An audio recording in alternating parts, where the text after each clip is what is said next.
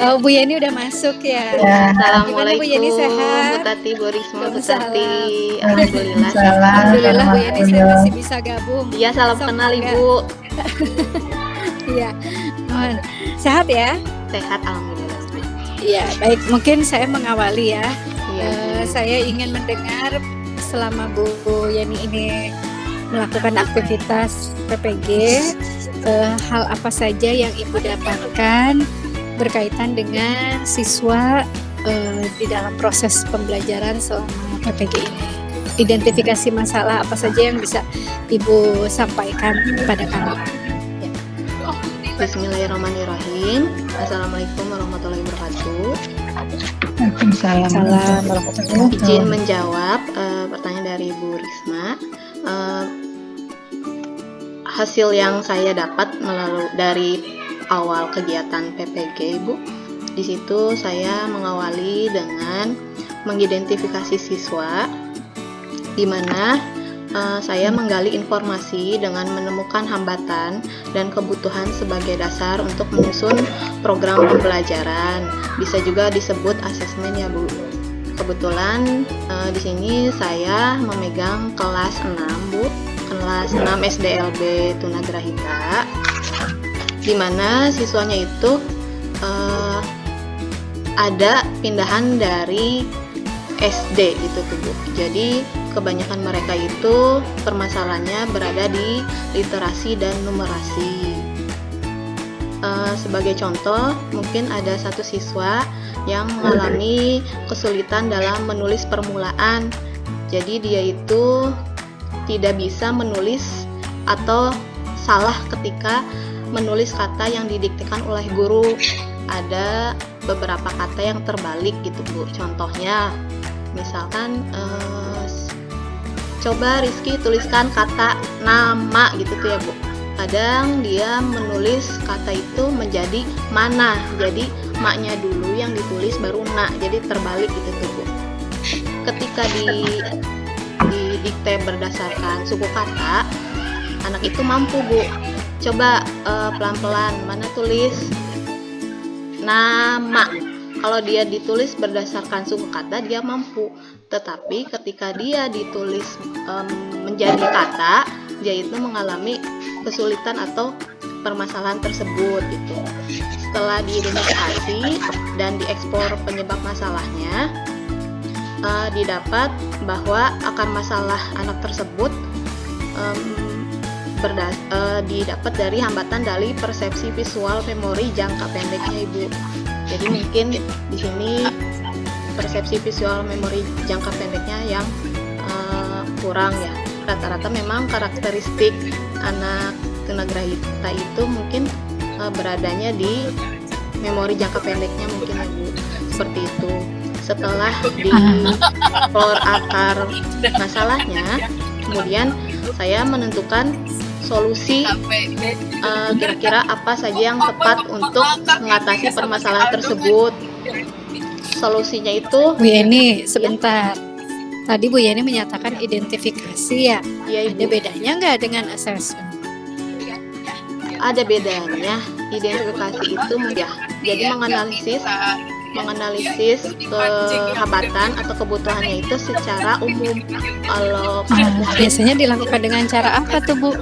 identifikasi Ya, dengan cara apa identifikasi yang Ibu lakukan?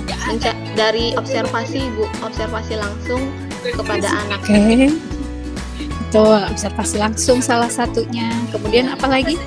Bisa juga dari wawancara kepada orang tuanya, dari guru kelas sebelumnya, seperti itu. Ya, betul. Jadi tadi sebelum langkahnya masuk ke assessment, data utamanya adalah mengidentifikasi masalah-masalah yang ada. Iya. Bahkan Ibu sudah memberikan gambaran awal bahwa anak ini pindahan dari sekolah reguler ya, Betul. SD reguler, dan ternyata kok ada masalah yang Ibu sampaikan, ada literasi, Iya. numerasi bermasalah juga nggak, Bu? Numerasinya ada, Ibu. Jadi dia itu Bermasalah hambatannya juga. dalam konsep bilangan, Ibu. Konsep bilangan. Iya. Oke ya. Jadi dari proses ibu mengidentifikasi masalah, kemudian baru ibu melakukan penggalian data jauh lebih lengkap. Baru masuklah ke kategori assessment, gitu ya Bu ya? Ya. Nah dari assessment itu yang kemudian ibu ingin menemukan permasalahan utama. Nah selain masalah, apalagi Bu? Apa yang harus ibu gali dari siswa itu pada saat melakukan assessment? Dari asesmen itu mungkin lebih digalinya ke sisi lebih ke karakteristik anaknya mungkin ya Bu, cara dia belajar, kemudian cara dia berkomunikasi dengan yang lainnya, mungkin lebih secara mendalam ya Bu. Ya, apa yang mendalam harus ibu temukan sehingga ibu akan menentukan penyebab masalah utamanya, sehingga kepada yang tadi ya ibu sampai ke memori, sampai kepada persepsi visual. Itu kan dari masing-masing poin itu sebenarnya apakah itu menjadi kelemahan atau apakah itu justru potensi yang ada dengan kemampuan anak tadi. Itu Bu, jadi ibu harus bisa menyebutkan dulu, menemukan dulu kemampuan anak ini di dalam tahap yang mana. Kemudian kalau ada kelemahan-kelemahan berkaitan dengan bagian apa yang tadi ibu sebutkan. Nah, kemudian potensi yang akan ibu pakai sehingga ibu kemudian menentukan rencana solusi pada anak tersebut. Jadi kalau bisa tahapan berpikirnya seperti itu Bu, penjelasannya itu ya. Apalagi ibu sudah ketemu dengan anak yang awalnya masuk di sekolah reguler tapi kemudian kenapa dia sampai pindah ke sekolah luar biasa gitu ya, dengan asumsi di sekolah luar biasa penemuan tadi itu akan jauh lebih komprehensif. Untuk yang anak yang sama atau berbeda nih? Kebetulan anaknya sama Ibu. Oh, kalau di membaca tadi bisa ya. Tapi ini terus dia juga kendalanya ada membaca pemahaman Ibu. Jadi ya, dia tidak bisa menjawab pertanyaan dari teks sederhana yang dia baca gitu. Ya memang itu kan membaca pemahaman kan artinya di kelas 6 SD ya. Iya. Kan di sini di membaca ejaannya juga masih ada salah-salah ya, mungkin ke membaca pemahaman yang menjadi ya karena membaca pemahaman kan itu lebih tinggi lagi kan ya intinya gitu kan. Nah di sini kaitannya yang masalah satu lagi kan ada konsep bilangan ya. Ini konsep bilangannya seperti apa masalahnya? Jadi ketika saya memerintahkan anak coba gambar kelereng 5 buah, anak tidak kelereng. Ya gambar. Kalau dia menyebutkan saat ini berapa dia bisa Bu, ini berapa dia bisa, menghitung juga dia bisa. Cuman ketika saya perintahkan gambarkan 5 kelereng sebanyak 5 buah, dia terus aja terlalu banyak gitu Bu. Mungkin dia di kekekalan jumlah ya Bu, hambatannya di situ sepertinya. Kekekalan jumlah gimana? Jadi hambatan dalam memahami kekekalan jumlah mungkin di praakademik ya Bu. Kekekalan jumlah apa? Kalau tadi kan konsep bilangan ya. Tadi Mas Dini menulis 5. Memang tadi dengan Ibu menugaskan coba gambar kelereng. Jadi anak di sini malah bukan hanya ke konsep bilangan sih, jadi SBDP-nya juga mungkin ada di sini. Ya, Ibu, tapi karena dengan menggambar kelereng kan anak mungkin belum gimana menggambar kelereng gitu kan. Kalian ya buletan saja mungkin ya. Iya, tapi membuat kalau berdasarkan menghitungkan jumlah sih bisa sih Bu. Jumlah benda bisa secara konkret. Misalnya ada benda 5, misalnya ada kelereng ya, kelerengnya sudah ada, misalnya tidak harus menyebut menggambar. Ada kelereng 5, ini ada kelereng ada berapa? Anak bisa nggak? Bisa, tapi secara membilang Ibu. Yang membilang masih menghitung dulu ada berapa ya, artinya sudah bisa menghitung dulu. Ya dihitung dulu baru ini gitu ya. Paham. Yang membilangnya kalau misalnya 1 atau 2 harus dibilang juga, harus dihitung dulu. Iya Bu. Dia juga. Jadi nggak bisa langsung nyebut itu 2 gitu tuh Bu. Ya membilang dulu gitu. Emang ini masih di dasar berarti ya. Iya Bu. Nah ini kan kalau tadi kekekalan bilangan memang lebih intinya kan kalau kekekalan bilangan memang kekekalan itu banyak macam kan, kekekalan jumlah, kekekalan isi, kekekalan panjang.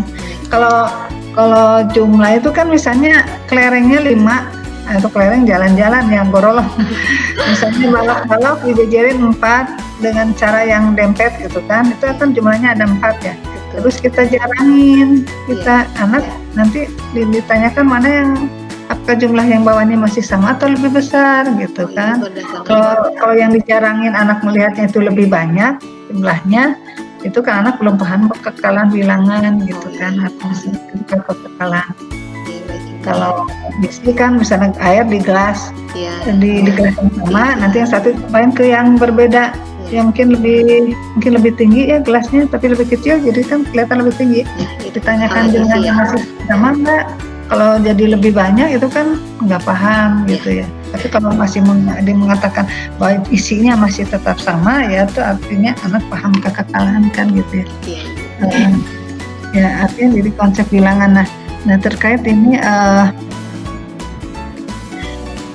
konsep bilangan, Ibu menggunakan media apa nih?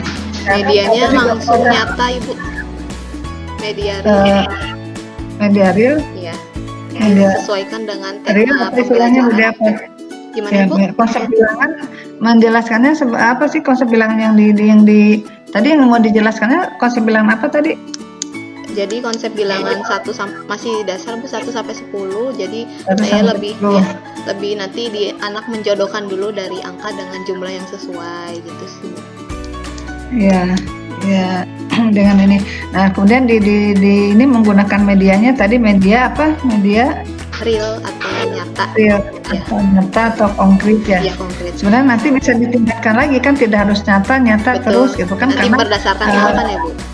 Ya, karena kalau angka saja misalnya ini angka 5 gitu, itu angka 5, ini angka 6, itu sifatnya abstrak atau konkret. Kalau angka 5 abstrak kan, itu jadi sampai ke abstrak tanpa dibantu ini ya, intinya anak sampai paham. Nah tadi kan medianya tadi ada konkret dengan yang tadi ya, Ibu menggunakan apa tadi? Medianya konkret. Artinya media apa? Medianya disesuaikan dengan tema pembelajaran. Kebetulan yang sudah saya buat rencana aksi itu temanya tentang ikan, Ibu. Jadi nanti mau menggunakan ikan. Ya. Ikannya ikan asli berarti? Atau ikan? Tadi rencananya kalau ikan asli kan gerak-gerak tuh Bu. Takutnya mempengaruhi dia menghitung. Jadi mau model ikan yang ya. membentuk ikan. Ya ikan-ikanan ya. Kalau dia berarti masih konkret, artinya ada ikan-ikan yang bisa artinya model ikan ya. Model ikan konkret, benda konkretnya model ikan yang bisa dimanipulasi ya. Betul. Nah itu nanti ditingkatkan dengan kalau tahapannya ada media itu apa? Media konkret, terus yang lebih tingginya lagi apa? Konkret, semi konkret, semi abstrak dan abstrak. Ya, kalau yang konkret tadi dengan ya model ikan, ya model ikan atau tiruan ikan. Kalau yang semi konkretnya? Semi konkretnya itu berupa gambar ikannya. Kan, kalau semi abstrak? Semi abstrak itu yang pakai apa tuh ya Bu, garis-garis namanya saya apa ya, lupa. Hanya apa ya? Gambar apa kalau garis-garis? Namanya apa Bu? Toli, maksudnya toli. Lalu ke abstrak. Hanya jelas garis-garis aja gitu ya. Nah, terkait dengan ini dalam pembelajaran Ibu kan ini harus ada dikaitkan dengan tipek gitu ya. Kalau tadi medianya tadi ke konkret, semi konkret. Nah, ini dikaitkan dengan tipek apa? Tipek itu apa dulu tipek Ibu? Yang pengetahuan saya, tipek itu kan singkatannya Bu dari teknologi, P-nya itu pedagogi, A-nya tuh pedagogical, content knowledge. Jadi cara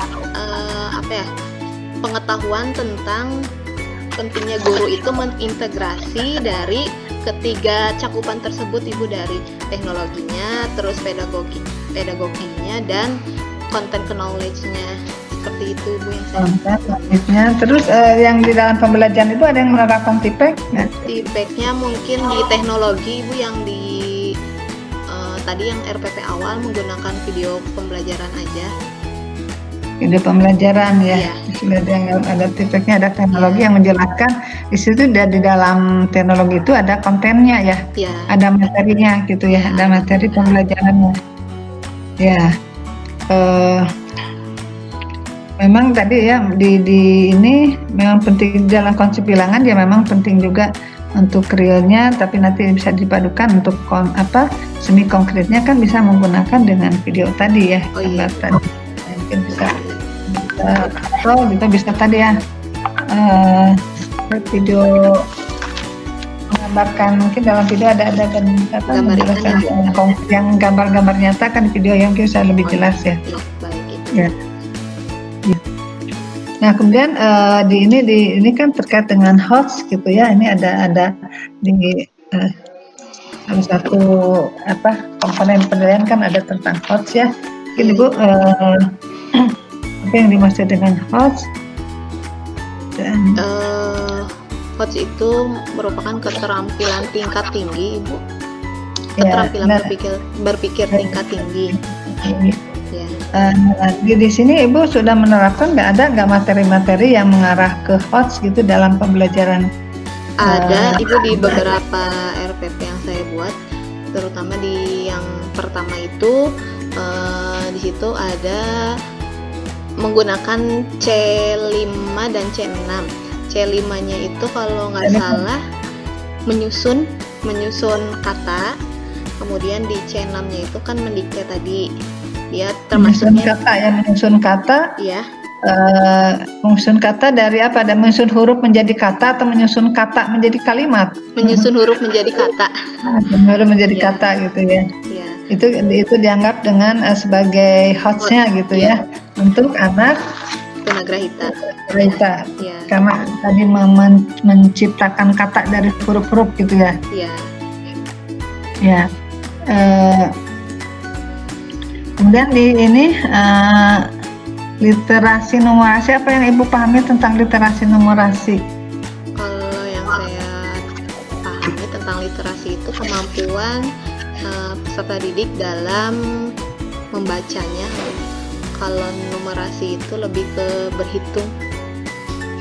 Iya, artinya untuk manfaat bagi anaknya. Maksudnya. Untuk di kehidupan sehari-harinya kan nanti anak bisa lebih paham apa yang diperintahkan oleh orang tuanya. Jika misalnya contoh ambilkan itu gelas sebanyak 2, nanti anak bisa mengambilkan gelas tersebut 2.